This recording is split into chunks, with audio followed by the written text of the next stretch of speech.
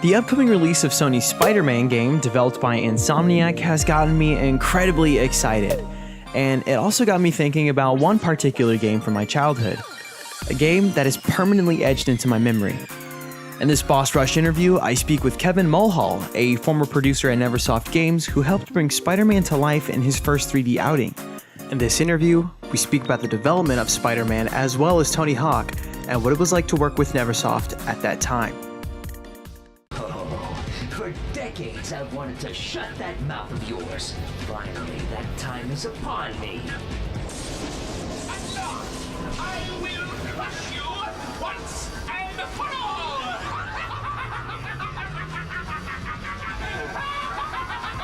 No, little spider, you will die! Is it too late for us to be friends?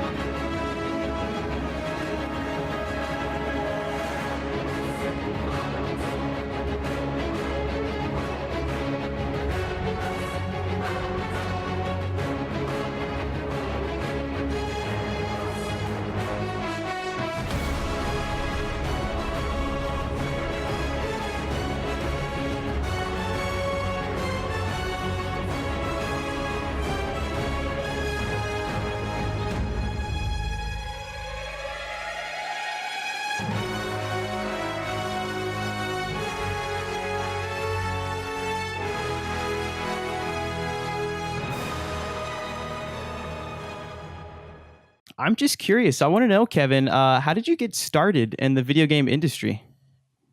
Good question. I basically, believe it or not, got a job when I was 16 at a video game franchise called Babbage's. I don't know if you're familiar with it. They were kind of like the Electronics Boutique or GameStop before those two. Okay.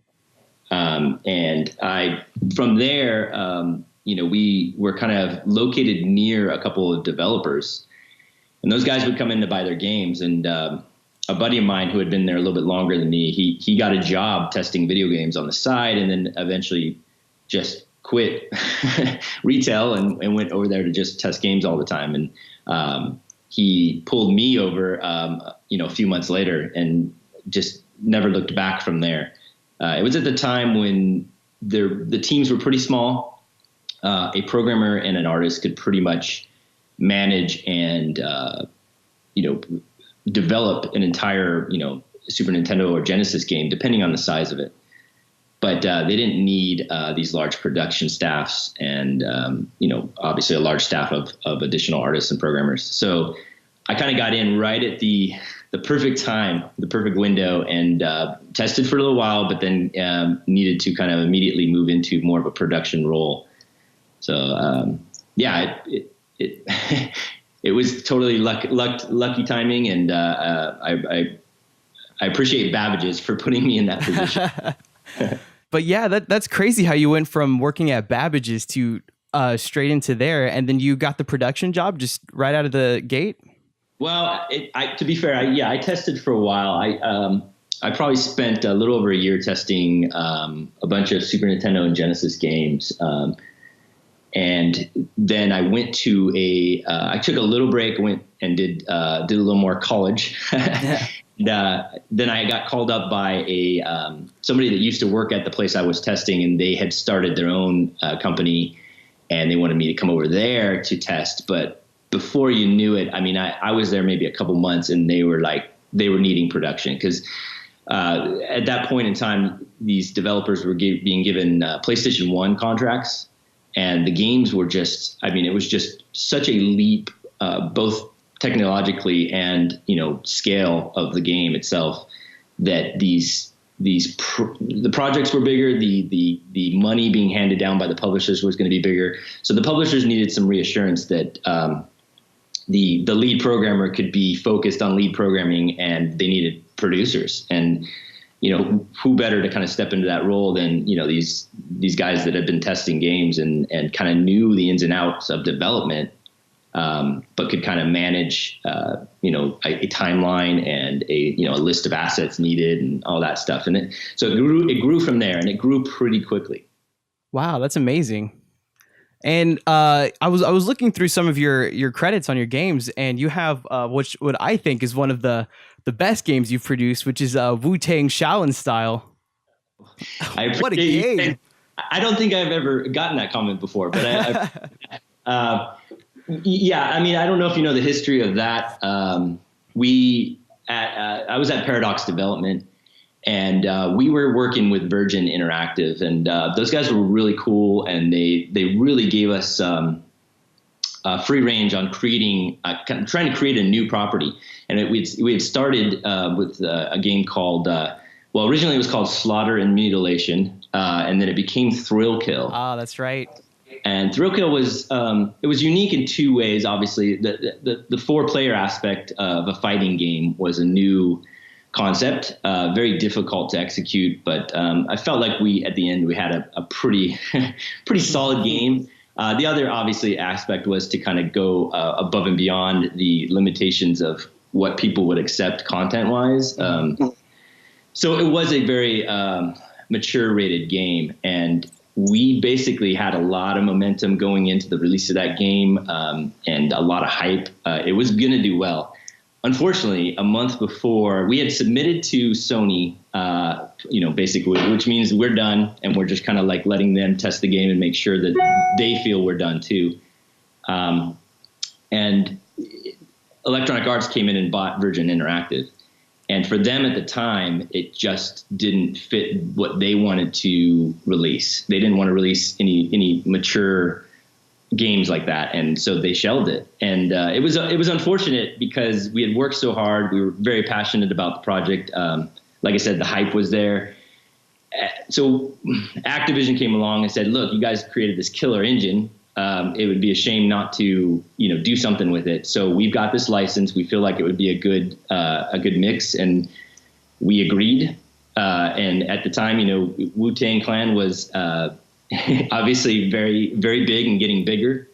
And so we put together a game based on that, again, a 4-player fighting game aspect, and went a little bit more, kind of story heavy with their whole world that they had created.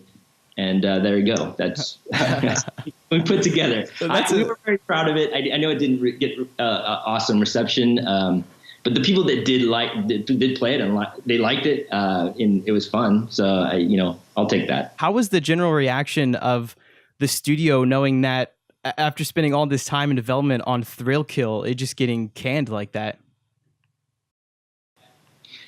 To be honest, it was a big killer of spirit, productivity. I mean, we kind of all were just shocked. Like I said, the game was done, and I know that there's illegitimate copies that can be found, but I mean, it's a finished product, and there may be bugs in it, but there's bugs in every single game. We had finished it and submitted it. It was done. It was basically to the point where if Sony approved it, it was going to manufacturing. So for us, it was like we had spent all this time, and I won't get into it now, but there's even a game that came before Thrill Kill that was where we started developing the technology in that engine. So you're talking about years of effort and sweat and blood and tears, and that just kind of went away in a press release. Really, I mean, that's how we found out about it. So it was very disappointing. And for me, that was my first truly produced game from start to finish. And so it was kind of like, wow, is this what it's going to be like? I mean, this is a lot of years of work, and I'm not going to see anything from it. And so I think that Activision kind of coming in and giving us hope and giving us it was a short time frame to turn something around, but we had enough time to make it very original. We scrapped everything from Thrill Kill except for the actual engine. and we just, it kind of brought our spirits back up because we're like, we could still see the light at the end of the tunnel, if you will, that we were going to have something come out that people could appreciate. So. Yeah, I can't even imagine spending so much time working on something that just must be a gut punch to the stomach. I imagine that was like some invaluable experience for you, though, as a producer that you were able to take on and use in forward projects. Absolutely. It taught me a lot about, nothing is ever going to be real until it's on the shelf. And you kind of have to have the mentality that you want to create the best product ever, but you have to realize that there's many different people looking at your product before it even hits the shelf, and their priorities are different than maybe yours are. And, again, at the end of the day, I was obviously extremely upset at the decision that the executives at EA made. However, I have to now 20 some odd years later, I have to kind of try to put myself in their shoes and say, you know what, if it didn't fit their brand, then I agree. The only thing I would have kind of hoped they might have done is shop it around, because again, it was a finished product, and even though they didn't want to release it, they could have let somebody else a little bit, not on a grand scale, like, try to take on that challenge. But it is what it is, and I moved forward and got past it, so I'm okay with it. Yeah, that's amazing, though, that you were able to work on such like a prestigious game in video game history, like one that just is lost to time. But from there, you went from Paradox to, was it through Activision that you started working through Neversoft? No, the link there is Joel Jewett, who is the president and owner of Neversoft. He was actually involved at the company that I started testing at, which was Malibu Interactive. They were a part of Malibu Comics in the 90s. But he worked there, as did the other two founders of Neversoft, Chris Ward and Mick West. And they decided to start Neversoft about the time that I had kind of taken that break. I left testing and I went, like I said, back to college for a little bit. They started Neversoft, so I kind of knew them from the get-go. And they had approached me at the end of Thrill Kill, to be honest, and asked me to come over to work on a skateboarding project that they were starting up. At the time, because of all the work and effort that I put into Thrill Kill and wanting to see that come to life, I decided to pass on the opportunity and stay and do Wu-Tang Clan. So at the end of Wu-Tang Clan, Joel hit me up again and said, "Hey, working on a superhero game, you need to get over here." And I think at that point in my career, it was time to make a change and kind of seek out a different challenge. And so that's what I did. And that's how I ended up there. That's how I ended up working on Spider-Man. That's crazy. So I assume it was the first Tony Hawk Pro Skater they were working on when they decided to call you over, right? Yeah, they had just finished Apocalypse, which was the I don't know if you remember that game with starring. Yeah. So they had actually taken that over from Activision internal studios at the time, and they finished that. And then once that was done, they kind of were toying with the idea of a skateboarding game and kind of made a prototype with Bruce Willis skating around, at Apocalypse level, if you will.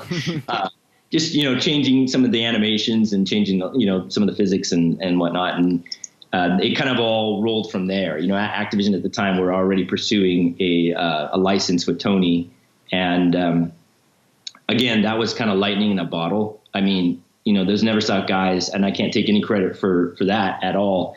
They had such a great engine. The feel of that game was just amazing, and it just kind of worked out perfectly. License, timing, Tony had just, kind of risen to the peak of his, career, doing amazing tricks and the X Games getting big. And so again, there's been a lot of great timing through my career, but also, Neversoft in general, just really kind of, hit the perfect timing on that one.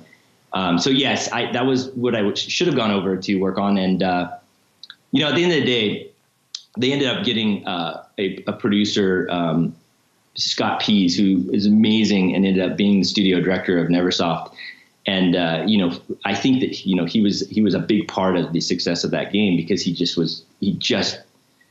an amazing guy to work with and really digs in deep, makes sure that everything is as perfect as it can be. So I was actually really stoked to get over there and work on Spider-Man. I mean, I grew up loving Spider-Man. I mean, I can't say anyone that didn't, but it was fun to get over there and work on such a big title. For me, that was like, no disrespect to Wu-Tang Clan, but for me, they weren't part of my musical taste, and they weren't as much of a presence in like our overall culture. So Spider-Man was like, oh my gosh, like this is amazing.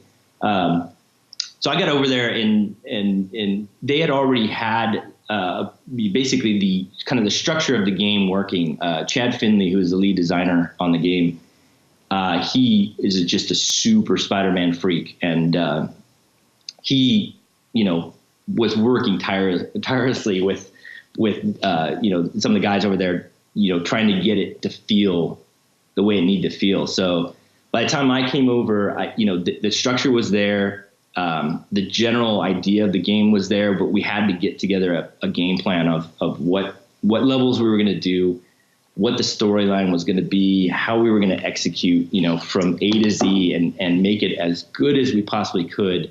And actually get it to ship on time, right? Because that's your problem. You want to, on a game like that, you want to throw everything you possibly can in, and you got to kind of take a step back and go, well, let's be realistic, because we need this game to be as polished as possible and not kill us, not take 4 years. So anyway, I probably rambled a little bit there. Oh, no, that's perfect. So I was curious, what was the development time? Did they give you a certain time frame in which the game had to ship?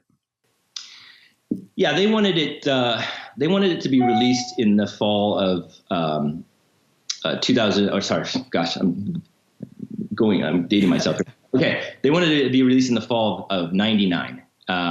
So we kind of had the idea that, for that to happen, we pretty much have to be done late summer of '99. So you just kind of work backwards and figure out, again, like we got to do as much as we possibly can.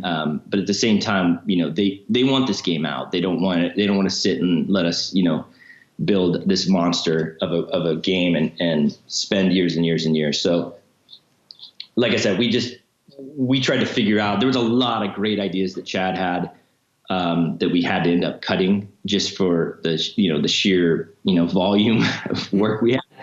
But, at the end of the day, I'm really proud of the title. I think it was, I don't want to misspeak here, but I feel like it was one of the highest rated comic book games of the time. There was always kind of this thing about the superhero titles that they were just kind of like a license thrown on a poorly done game, and not across the board, but for the most part, there was a lot of bad games coming out.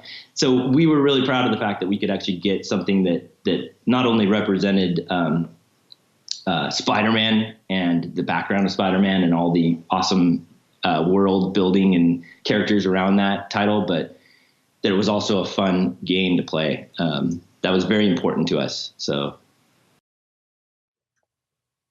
Yeah, it shows through, because I've played this game, dozens and dozens of times, and I've played through it again recently, and I'm surprised by how well it holds up. You can just see the clear love and passion that the team had when developing the game. It really shines through.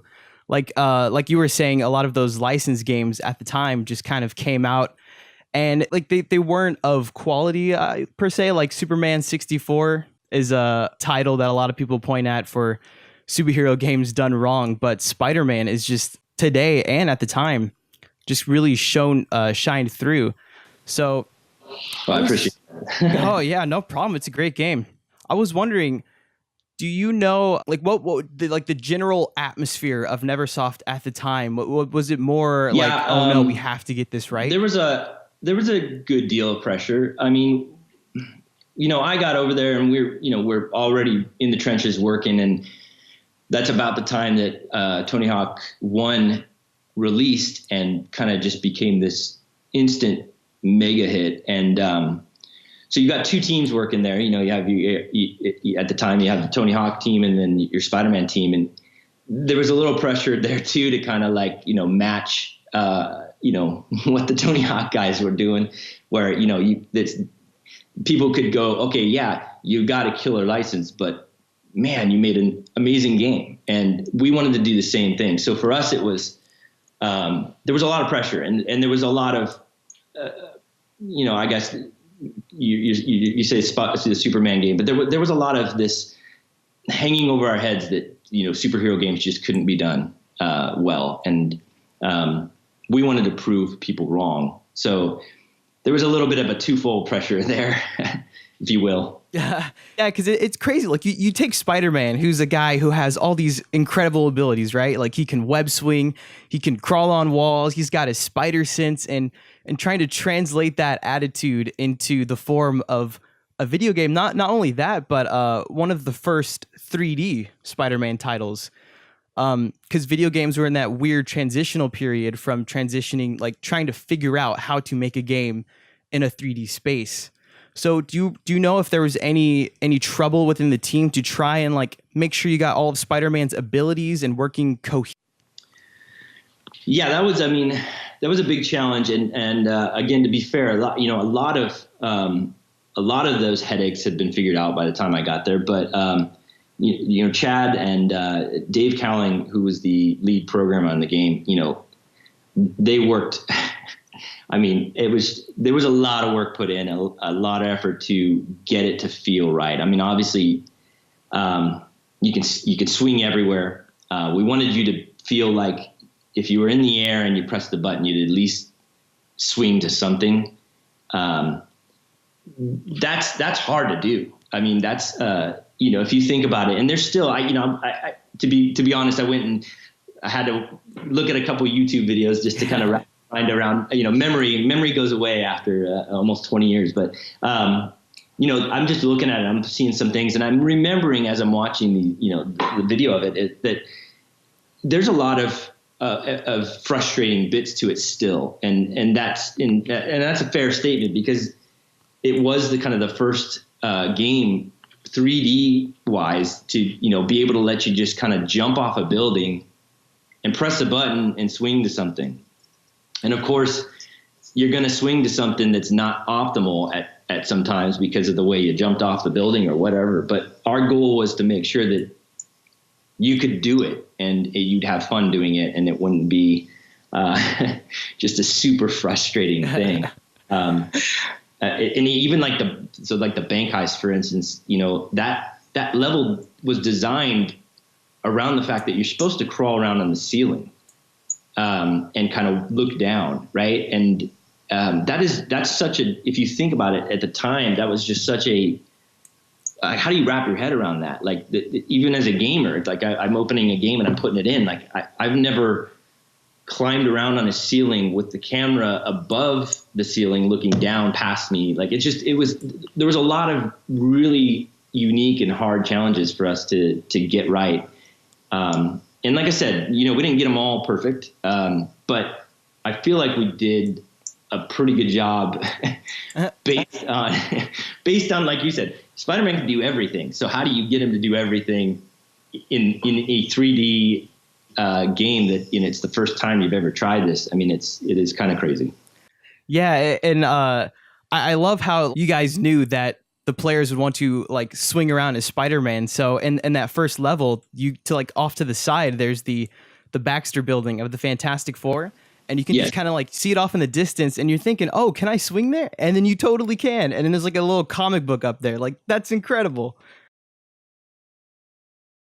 Yeah. No, there was a lot of all those. I have to give credit to Chad. Chad is, like I said, he was a super freak about Spider-Man, and just, he had been reading the comics, since he was a little guy. So he wanted to put as much of that kind of stuff in there as possible because he knew that people would appreciate it. And I think that's why we kind of got a little bit of an extra kudo on the game because of, the kind of the little things, especially on the what if mode. I don't know if you ever played the what if mode. I'm sure. Yeah.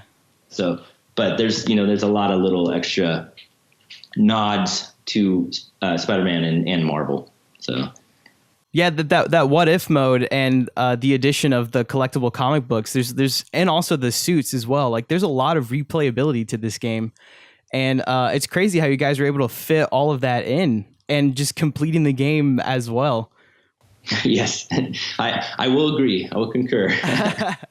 So, Tony Hawk Pro Skater 2 was in development at the same time as the Spider-Man game, right? Yes. So Spider-Man 2, Tony Hawk 2 came out basically the same month, I want to say, as Spider-Man. It might have beat us out by a month. I think maybe they were September, we were October. I don't remember for sure. But for all intents and purposes, we were finishing both of those titles at the same time. So that was, a crazy that was a crazy time for the company. We had two solid teams. We were also trying to recruit pretty heavily to go into even the next generation of systems and kind of have a presence there pretty early on. So we're doing a lot in that year, basically that span of 98 to 99. Where the company's growing and the technology is, we're trying to grow the technology for after those two games. And that's how we were pretty much able to get Tony Hawk 3 up and rolling pretty quickly with an online presence. And, it just, I have to, again, shout out to, Joel and the guys running the company that were able to kind of look in advance and not be like just totally awestruck with how Tony Hawk 1 was doing and the fact that we had a Tony Hawk 2 and an awesome superhero Spider-Man license going too. So, so also one thing that blew my mind is I remember playing Tony Hawk Pro Skater 2 when I was a kid and just learning that Spider-Man was in that game and you could play as a skateboarding Spider-Man. Do you know if there was any like problems within Marvel? They're like, oh no, you can't have Spider-Man on a skateboard, or were they just totally cool with that? I'm going to just go off my memory, and my memory is that they were cool about it. They understood that it was not going to be a selling point of the game. And I think that's, when you get down to licensing and having kind of things, cross appear in other licensed games, it can get a little tricky. But they understood that it was a nod to not only another Activision property that they had, and Marvel had a really good relationship with Activision. So it was not as big of an issue as you might think it could have been. But yeah, we also we kind of put, as we kind of snuck in a little bit of a Tony nod in Spider-Man 2 and. But it's Spider-Man 1, sorry. Yeah, but Spider-Man as well in the JJJ's office. So yeah, I think it's like a billboard, right? Like you're swinging by it, and then Spidey's like, "Oh, I skated with that guy once." Tony Hawk. Hey, I skated with that guy. Yeah. Oh, you know what? You might be right. Maybe we did a couple of them. I remember Tony Hawk was on a TV screen. Oh, that's right. Inside J. Jonah Jameson's office. But I think you're right. I think we also put in a billboard somewhere. Yeah, so there you go. Yeah, I love that. I love the interactivity between the games. So right before you guys were about to release Spider-Man, how was the studio feeling? Like, were you guys really confident about this game? Absolutely. We knew, we had obviously you start working with these magazine editors. At the time, obviously, the internet hadn't exploded. So, it's still very heavily focused on these video game publications. And you can get a sense, even with the game, halfway finished, these guys, they get it in their hands and they just kind of like their face lights up. And that's what we wanted, obviously. And so we worked pretty closely with, some of those guys, and they were just giving us initial feedback of like, I'm being honest, this is, you guys got something here. And so for us, it was, that helped going into those final hours that we knew. I mean, we knew internally too. You know, we would do within the company kind of cross testing, if you will. Like the Tony Hawk team would play Spider-Man, and Spider-Man team would play Tony Hawk.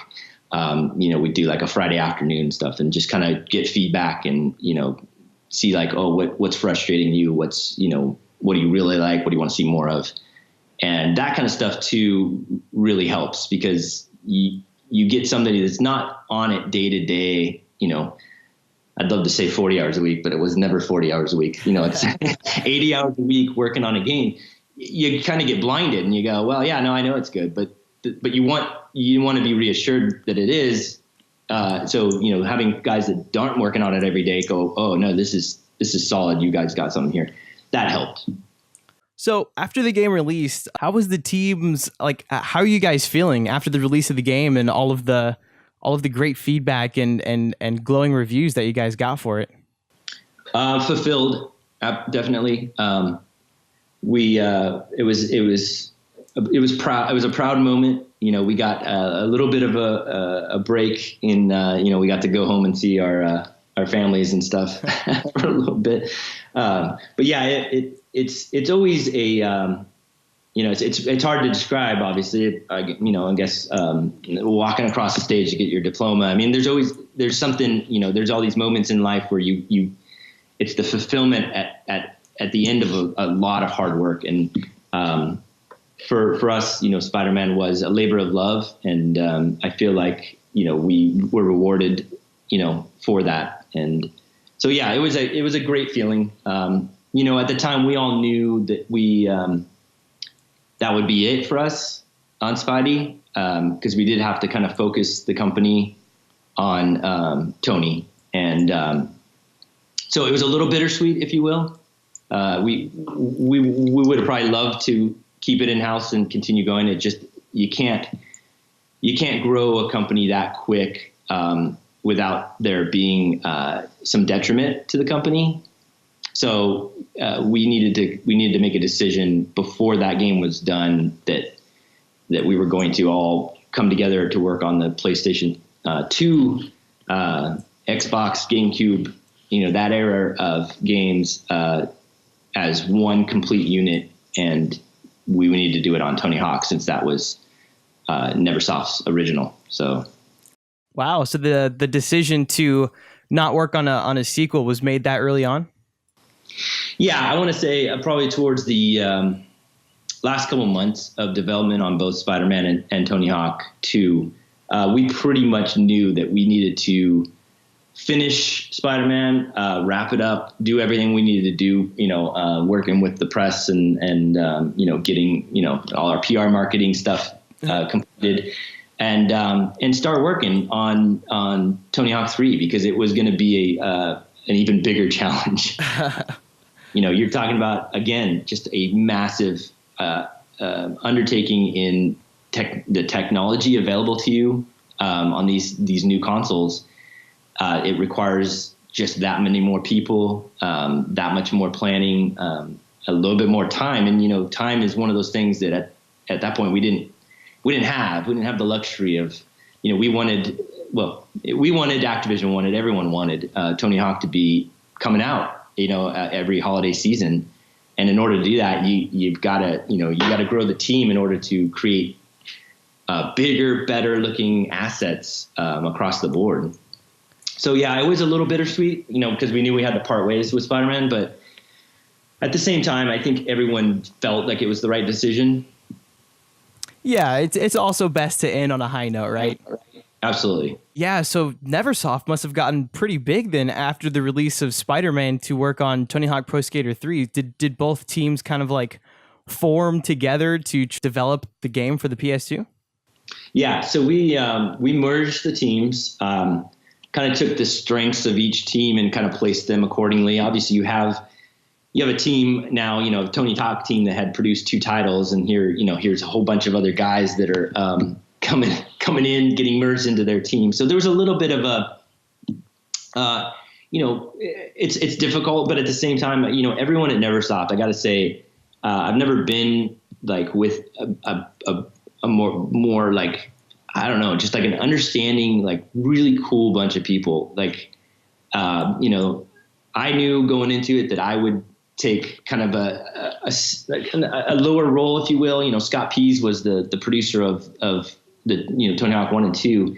And here I am, you know, I just produced Spider-Man, and I knew I was going over to the Tony Hawk team, but I wasn't going to be in charge. I wasn't going to be the main producer on it, but that was okay because I knew that there was still so much to do and so much that I was needed for, that it was going to be okay. And we were going to all be working towards something that was, you know, what we were going to try to make incredible. I mean, we had the goal pretty early on to make it one of the very first, online playable Tony Hawk, PlayStation 2 games. And we did it. And in order to do that, I mean, that was, that was a massive undertaking too. So I think everyone just kind of, you know, at the time was just like, you know, we got something good here, and we need to just keep rolling. And so everyone was basically on the same page, and it just worked out. Yeah, Pro Skater 3 was one of the first PS2 games that I played, and man, I put so many hours into Tony Hawk Pro Skater 3. It was probably, I would have to say, one of the more fun games to work on. I was always into skateboarding when I was growing up, and I was never very good, but you know, that's okay. I was still into it. I was still into the whole, the world of it, and, you know, imagining I could do all those tricks. So for me to be able to, not only play it, but get to work on it and have a part in that creation was really cool for me. And, I have to say that's probably, in terms of amount of hours put in on a single game, that wins, because in order to accomplish what we did on the online side, we would finish work. So again, you know, not an 8-hour day of work, but, you know, minimum 10 to 12 hour day of work. And we would go home, eat dinner real quick, and get on our PlayStation 2 development kits at home and play each other online for a couple more hours. And if we didn't do that, we would not have been able to come out with that feature. There was no structure. There was no, you know, a structure at Sony for, hey, this is how we're doing online games, and this is what you have to do in X, Y, and Z, and, you know, connect the dots and you're good. And that didn't exist. We basically created our own, you know, online, you know, world, if you will. And now, you know, obviously now the game systems all kind of handle everything for you. You just have to, you know, work within their systems. But it was that was not only difficult, but it was so much fun.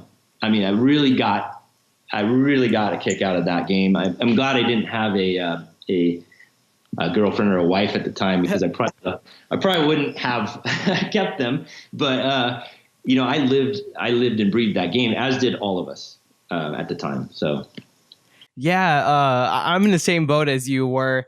It was actually through the Tony Hawk Pro Skating games where I was like, you know what, skateboarding's pretty cool. I'm gonna try and hop on the skateboard and do some tricks, and never really went anywhere, but it was always fun, you know, to pretend like, oh yeah, you know, maybe I could be a Tony Hawk, or skateboarding in real life is just so fun.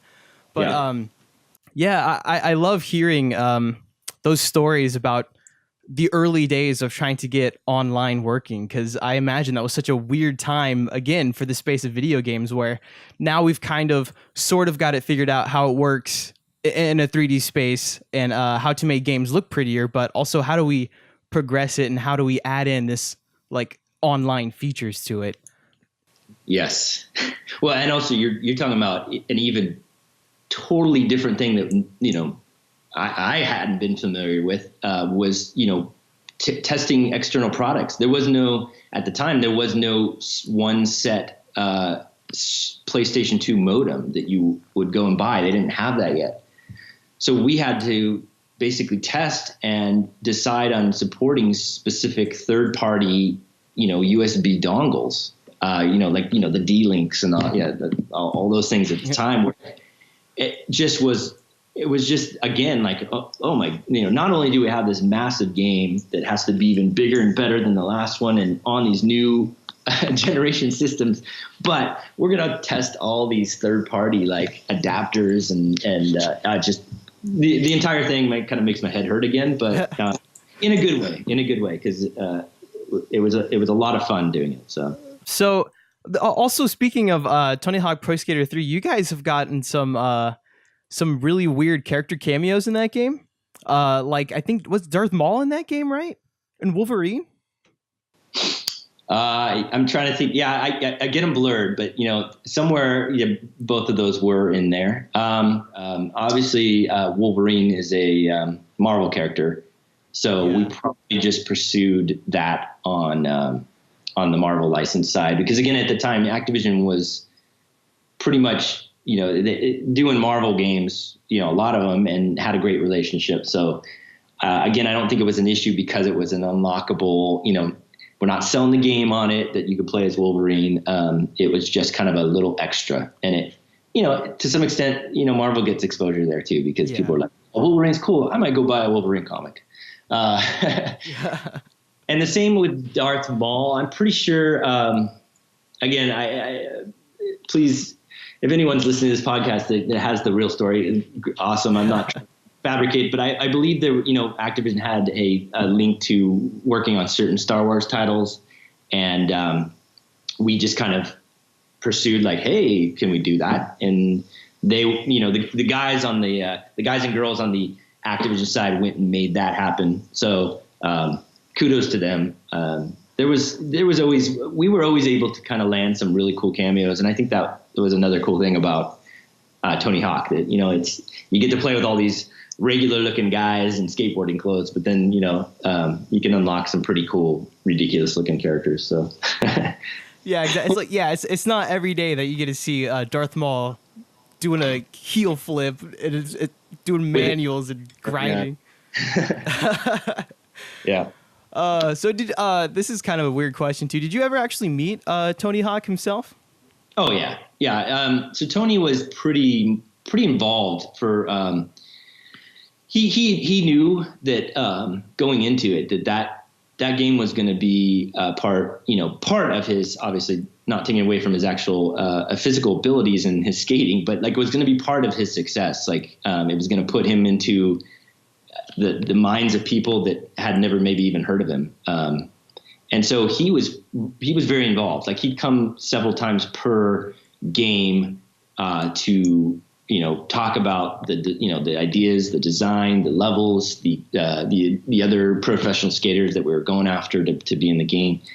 And he would also take copies home. He had a little debug kit at home that he could play burned versions of the game and give us feedback. And he did that. It wasn't like it wasn't even like he ever felt like he was doing work. Like he wanted to do it, and he really, got into it. So, there were several guys that we worked with over the years that really helped us out on making sure that, it's a video game, but they wanted to make sure that it was legit, as did we.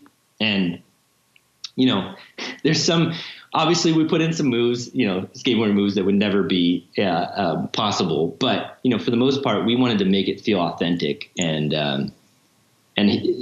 Tony was one of the guys that helped us do that. Oh, I imagine that's really cool. So Tony Hawk was just walking around the offices, and he would come by and be like, "Oh, that doesn't look right." Was that something that he would do? Well, he wouldn't, because he understood every guy has a different role there at the company. But what he would do is they'd come in. He'd come in and he'd meet with kind of the core group of guys, and we'd have a conference or like a meeting about it and go over what we were working on, and then he'd give us some feedback. As the years kind of progressed and we started getting into motion capture, we would suit him up. We had in the final Neversoft building, if you will, that we were in, which pretty much started. I want to say. It was either Tony Hawk Fort or Tony Hawk Underground, but we moved in that building. We had our own motion capture facility in the back, and so we'd suit up Tony, and he could show us some tricks. We even had a little mini ramp that we had in there, So if the trick needed to be done on a ramp, we could try to get it that way.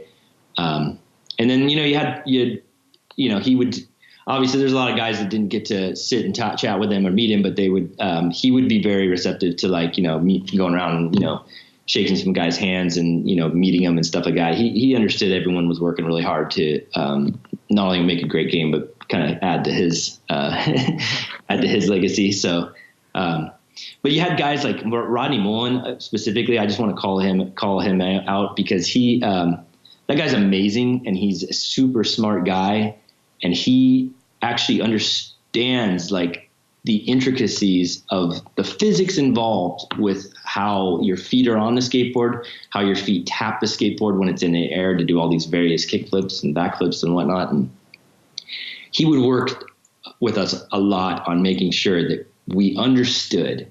Like, we didn't just film him and try to recreate that animation and call it whatever he told us it was called. We would literally be almost like schooled by him on like how the physics are working. And that kind of stuff it's invaluable. It's like, and he didn't need to do that, but he was always very willing to do it. And so, him and Tony, we probably worked with the most on just the details of the game. Wow, that's incredible to have Rodney Mullen and Tony Hawk, just these skateboarding legends, and especially Rodney Mullen, just giving you the school down on how to do these tricks. That sounds really cool. It was an amazing time. Never Stopped had a fair share of interactions with celebrities, especially after moving off of Tony Hawk and on to Guitar Hero. I mean, as you can imagine. Yeah. So it's a cool thing, and it's especially. I think it's nicer to see how down to earth all these guys are, and they look like gods on pictures when you're thumbing through a Thrasher magazine. But then you meet them in real life, and you're like, oh, okay, you're just a cool guy, and you've got this awesome physical ability to manipulate a skateboard, which is cool. Yeah, that's amazing. So I kind of miss those days of skateboarding culture, and especially in video games, because it seems like now that we don't have that many skateboarding games, it seems like skateboarding is not as popular as it used to be. Yeah, it seems like that. However, I can't really speak. I'm in my early 40s. I'm not really in the cutting edge anymore. Yeah. Of it's hip and not, but I think that, like I said, it was lightning in a bottle. There was a definite window there of the peak of skateboarding becoming super popular, the video game, being there and present in people's lives that may not have otherwise even cared about skateboarding. And I agree with you. It is a little disappointing that there isn't something there right now that's really kind of bringing it on the video game side, bringing it to that level. I can't really speak to any, what it is in the actual skateboarding culture right now, but Tony Hawk, I feel like that the game itself did help it, reach that peak, and for that's really cool. Yeah, like those were massive games. Tony Hawk Pro Skater 1 through 3, even 4. That's those games, I believe, were selling incredibly well, like all the time. It sold, it continued to sell pretty well. All the games that came out. I mean, I worked on all the way through Tony Hawk Underground 2. And then I did some pre-development on Proving Grounds before I went into more of an operation role. But those games were just, people just wanted them, and it wasn't probably until I worked on American Wasteland. I'm forgetting American Wasteland. I have to look over at my shelf here to see. But yeah, we did American Wasteland when at the same time we were doing Gun. So that's a similar situation where we decided to split into two teams again and do work on Gun. And then the Tony Hawk team, which I stayed around to produce, Scott Pease went over to do Gun. We basically did Underground 2 and American Wasteland in the time that they were working on Gun and releasing Gun.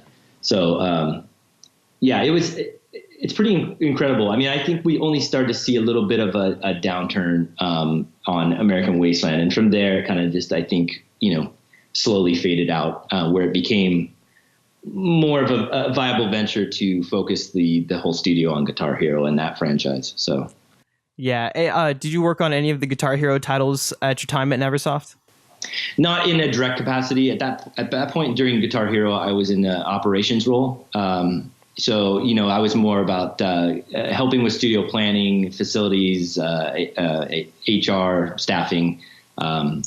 So it was a different experience for me, not being hands-on, but also like a very interesting and obviously next level career-wise for me. And the people that worked with me in those capacities were great. And it was a challenge. The company grew. We grew. When I went into that role, I mean, we went from about 125 to about 165. Wow. Just to even make Guitar Hero work and how much we wanted to do with that. So it got big quick, and we had some growing pains. But at the end of the day, I mean, what we were able to accomplish at that company was, I'm just lucky to have been part of it. Yeah, for sure. And I was wondering, in terms of your producing role on both Spider-Man and the Tony Hawk series, what was that? What did your role typically involve on like a day-to-day basis as a producer? Well, for Spider-Man, my role was to kind of be, I was, if you will, the lead producer. And, I had help from Joel at the time. Joel was the studio head, president of the company. But he was always very active in the gaming, the development side of it. So, but in terms of Spider-Man, I would basically be in charge of doing scheduling, asset lists, making sure that everyone had their goals for the day, their goals for the week, kind of going further than that, their goals for the month. I'm getting a little bit of feedback. Are you getting that on your end, or? Yeah, I'm getting that too. I don't know what that is. Okay, it's gone. Okay. All right, cool. I've got a ghost haunting the interview. There you go. So yeah, it would be like a lot of meetings. Like we'd meet a lot with like Chad, and whatever we had to discuss at the time, we'd pull in certain guys. The team was, I think at that point, maybe like 14 or 15. So that was a little bit more of a easy to manage, and also to kind of get everyone involved and be on the same page. So I was ultimately responsible for like dealing with the publisher end on anything they need, dealing with like marketing, PR, publications, magazines and stuff, their needs, screenshots. I would have to sort out all of that. And with that small of a team, there was no one I could really hand down to. I did have, we had assistant producer on that was Jeremy Anderson. And he helped a lot on, just coordinating like all the, the little details too. So on Tony Hawk, it obviously got different for 3 and 4 because of the teams had been combined. On 3, if I had to recall, a lot of my duties revolved around scheduling the designers and the level artists, and kind of be in charge of that kind of side of the game. Whereas like Scott Pease would take on the kind of the core, moves and animations and all that side. So it varied game to game. The games were still huge teams, and I became kind of more the lead producer. So like Underground 2 and American Wasteland. I mean, at that point, the production teams, there was like maybe 4 or 5 other producers working underneath me. I don't want to say underneath me, but like with me, helping to kind of do the production of that game. Because the games are so big, you need various guys there doing different schedules, doing different asset lists, following up on guys, getting answers to questions that they have. It's just your duty as a producer is to make sure the guys, the talent, right? The programmers, the designers, the artists, they got what they need. They've got, an idea in their head of what needs to get done and when, and you don't want them ever kind of sitting out there going, I don't know what to do. Like, it's like they need to be scheduled and they need to be told, this is what we need from you. If we need a meeting to discuss what needs to get done, let's do it. Let's schedule that meeting. And then, the producers would figure out who needs to be involved to get those answers answered. It's it ends up being a kind of the jack of all trades to kind of bring everyone back together. So if that helps at all, I don't know. Oh yeah. It sounds like you were the kind of like the glue to the projects almost. Yeah, usually that's what production ends up being, and and then you're also coordinating all the the testing, with Activision, with internal testers. You are completely in charge of all the submissions to like Sony, Microsoft, Nintendo. You have to deal with basically the representatives on those ends of things, and deal with bug reports and pass fail reports. If they fail you gotta kind of argue, if you will, which ones are fixable and which ones aren't. And then get those to your team, get them fixed, get them turned around, get a new build done. It's just there's a lot to be done. Yeah, and especially during the pre like now in a video game, like it can ship with the day one patch that like fixes a lot of bugs and stuff. But I imagine at the time those games had to be printed on a disc and be ready to go, so you couldn't have any like game breaking or freezing bugs on that disc when it shipped. So I imagine that could have been a production nightmare. It was, but it also made you be accountable. And it's I kind of to be fair, I haven't been doing development here now for a little while, but I don't like the patches. I mean, I play the Nintendo Switch with my 5-year-old son, and that's about as much gaming as I get these days. But even just that, if I want to go turn on the game and play the game, I don't want to have to sit and download an update. I mean, the game should have been done before it was released, and I think a lot of people are still probably honest and true and trying to get the game as bug free as possible. But there are probably some developers that rely on, we're going to hit our deadline and then we'll ship it and fix it in between. And I don't like that mentality. But again, the games are so much more bigger even than what I was dealing with. And so I understand that there's only so much you can do and so much you can find before that game is out on the shelves. So. Oh yeah, for sure. Also, as a producer, did you oversee things like video game manuals? Because that's kind of something I miss.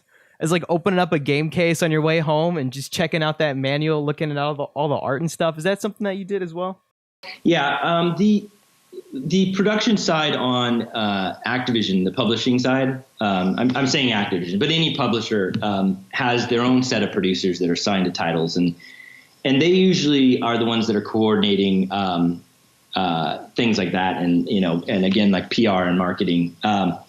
But yeah, what they'll do is we'll get like a first revision of the manual, and we'll read through it and make sure like all the controls are correct, and all the hey, if you want to do this, you got to do this, and just make sure that that's all in line too, because for the person that is going to read the manual, I know they don't exist anymore, but. For the person that does read them, you want it to be accurate, and so there would be a lot of that, and then there'd be obviously requests for screenshots and stuff like that we'd have to give for the manual, or like rendered character art, where it's just like I'd have to go to the character artist and go like, I just need you to render that model in this pose so I can give it to the the manual guys or whatever it is at the time, even like. The magazines or the strategy guides. We did a lot of work with the strategy guides. Brady Games was one of them that, they'd want as many and as much assets as we could give them. And we understood the value of those because we knew that a lot of guys were going to buy them. And so we wanted them to be not only accurate, but look cool too. So have all our original assets and stuff. So there is a lot of that. Okay, that's cool. Another thing is that I was curious to see with the new Spider-Man game that's coming out. Have you seen anything of that from Insomniac? I haven't, but I am curious. Like I said, I have a limited amount of video game time these days, so I would like to check it out because I feel like it is kind of the Spider-Man in terms of games kind of went a little bit away. I know they've continued to exist, but in terms of it being a hyped game, it seems like the Insomniac one is getting the kind of hype that we were at the time when we did the PS1 game. So I will be interested to check it out. Yeah, the reason I bring it up is because the creative director on the game, his name is Brian Intihar. He said that the Neversoft Spider-Man game was a huge inspiration for him and for this game too. It's one of his favorites. So is that flattering? Yeah, I would say it is, and that's very cool to kind of see. Again, we're talking about next. It'd be a year from September will mark 20 years since Spider-Man came out. So it's been a while. We need like another really truly inspired Spider-Man game, and it's probably, I can't even imagine how difficult it's going to be for those guys to get it right. Because again, technology has come so far in those 20 years that I know I would feel very timid going into that one. Oh yeah, the pressure is real. See, we had the luxury, and I heard your previous podcast, by the way. We had the luxury of that fog. Oh, nice. Amongst the buildings, and obviously we created a story around it, but the PlayStation could only handle so much. I can't even imagine if it was like, oh no, you can create the whole city. It'll handle it. I would be like, oh, I just don't even know where to start. So I would love to play that though. Let somebody else do it and I'll play it. But yeah, I'm intrigued to kind of see how much of the city you can go through and what you can do. Yeah, and I also love how in that Neversoft game that you guys made, how you guys contextualized the fog within the story of the game. Like I thought that was really neat. I like it when games do that kind of stuff. Yeah, it seemed to like it be necessary, and that was a pretty early on. It wasn't like a last minute like, oh, how do we explain the fog? That was pretty early on because we knew we wanted you to swing pretty, as far as we could from a one building top all the way to a distant building top, and the only way to do that without it seeming like, oh, what am I surrounded by water or what am I surrounded by? I mean, it needed to be explained from the very get go. So yeah, that's really neat. So I guess one final question for Spider-Man is like at the time, did you guys also have motion capture for PlayStation 1? No, I mean, okay, I'm sorry. Let me take that back. We did. We tried to do some. It's very difficult with obviously the Spider-Man character to do some accurate motion capture since a lot of it is doing super acrobatic stunts. So we actually had Pete Day was the animator on that project, and he just did a phenomenal job with hand animation that we stuck with that. It was just, it made sense. It looked good. And, at the time, the kind of the pipeline for doing motion capture and getting it in the game. And, there was a lot of rework that you'd have to do with motion capture data back then that it almost, in terms of tests, you found that the hand animation was actually just going to end up being better. So I'm sure now with the the new title that you spoke of coming out, I'm sure that they've tried to get some guys that are good stuntmen that could get in there and do some motion capture. There's a lot. I mean, the technology is awesome now, so I mean, there's a lot they could probably do. But at the end of the day, I bet there's going to be some of the Spidey classic moves that they're still going to hand animate. Oh yeah, because I imagine you couldn't just motion capture a guy swinging around from building to building, so that that might be something they have to key animate.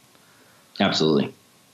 But thanks a ton, Kevin, for talking to me about these. Well, in the case of Spider-Man, this nearly 20-year-old game. Yeah, well, I appreciate you even thinking to reach out to me and and wanting to chat with me here for the last hour. It means a lot to me. And those games that I worked on, including, especially Spider-Man, there's such fond memories that it's actually been a very pleasant experience here this morning, Kyler.